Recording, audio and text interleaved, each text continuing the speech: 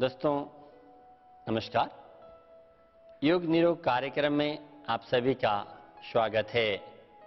आज हम चर्चा करेंगे एक पाद उत्तान क्रिया के बारे में। तो देखते हैं उसे किस प्रकार से किया जाता है। दर्शकों, कल हमने बात किया था द्विपाद उत्तान क्रिया के बारे में। जो साधक दोनों पैरों से वहां क्रिया नहीं कर सकते, शुरुआती दिनों में वे साधक एक पैर से मतलब एक पाद उत्तान पाद क्रिया करके उसका लाभ उठा सकते हैं। आज हम सीखते हैं एक पाद उत्तान क्रिया किस प्रकार से किया जाता है। पैरों को सामने फैला देंगे। पैरों को सामने फैलाकर वापस दोनों कोहनियों के बल लेट जाएंगे। इस प्रकार से सीना आपका चौड़ा, कोहनियां एक सीध में, हथेलियां बगल में। इस प्रकार से कल हमने दोनों पैरों से किया था।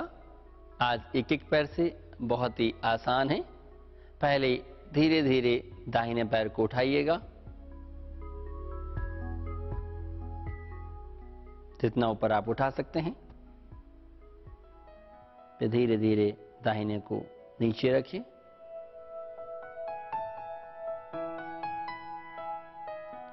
फिर बाएं पैर को, जब आप बाएं पैर उठाएं, दाहिना पैर बिल्कुल सीधा, पूरा ऊपर, जितना ऊपर आप उठा सकते हैं। फिर हौले हौले नीचे।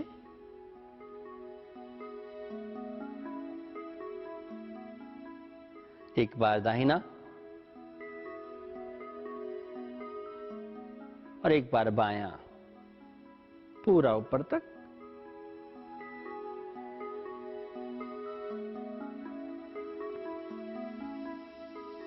दर्शकों, इस प्रकार जैसे 10 बार दाहिने पैर से और 10 बार बाएं पैर से कर सकते हैं। बाकी सब अपनी क्षमता के अनुसार। सबसे महत्वपूर्ण है जब आप करें, आपका घुटना सीधा रहे, न कि मुड़ा हुआ। जब हम करें तो इस प्रकार से नहीं, घुटना मोड़कर नहीं करना। आप देख सकते हैं घुटना मोड़ के करने से उसके ज्यादा फायदे नहीं होते।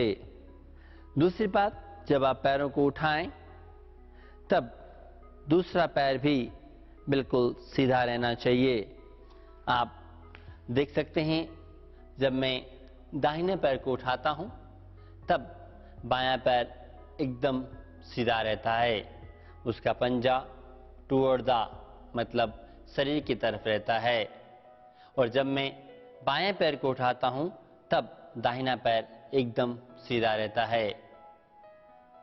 ऐसा नहीं कि आप दाहिना उठाएं और बाएं पैर मुड़े, इस प्रकार से नहीं, बिल्कुल सीधा रखना।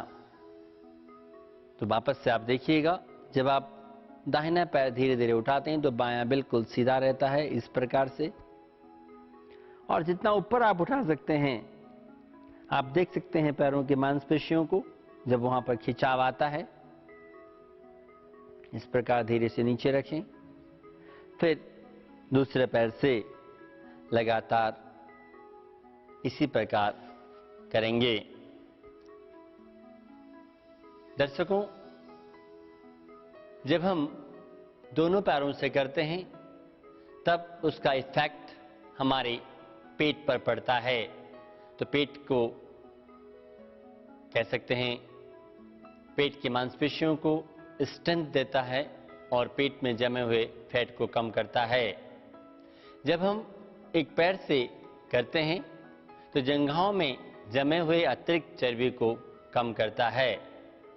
सीधा सा मतलब, दोनों पैर से करते हैं तब 80% इफेक्ट आपके पेट पर आता है, और जब एक पैर से करते हैं तब 80% इफेक्ट आपकी जंघाओं पर और 20% पेट पर। हमने आपको कल बताया था, अगर आप कोहनी के बल नहीं कर सकते हैं तो आप लेट करके भी इस आसन को कर सकते हैं। एक बार लेट कर करके देखते हैं। उसके लिए वापस हम शवासन में लेट जाएंगे धीरे से। शवासन, हथेलियां बगल में, हथेलियों का रुख जमीन की तरफ, हथेलियों का दबाव जमीन की तरफ। देन दाहिने पैर को धीरे धीरे उठाना।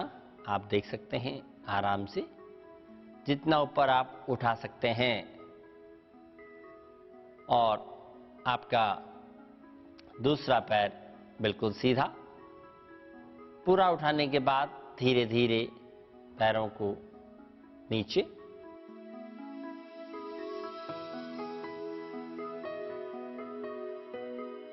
फिर बायां पैर,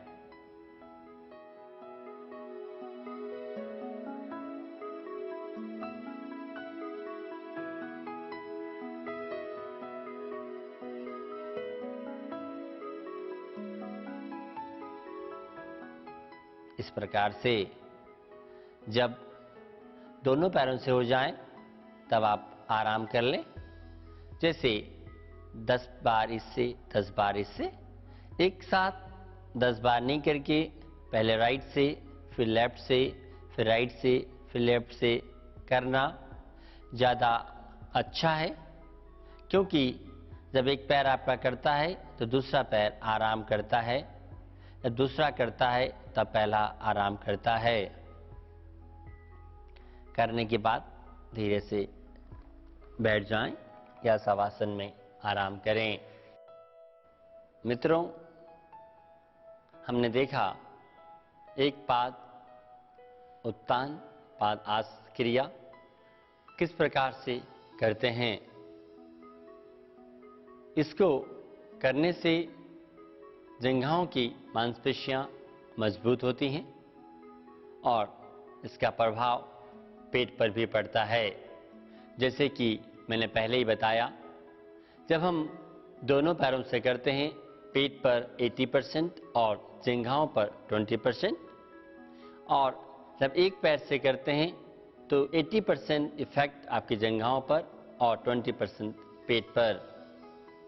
सबसे महत्वपूर्ण है, जब हम क्रिया करें हमारा सारा ध्यान हमारे शरीर और श्वास पर रहना चाहिए।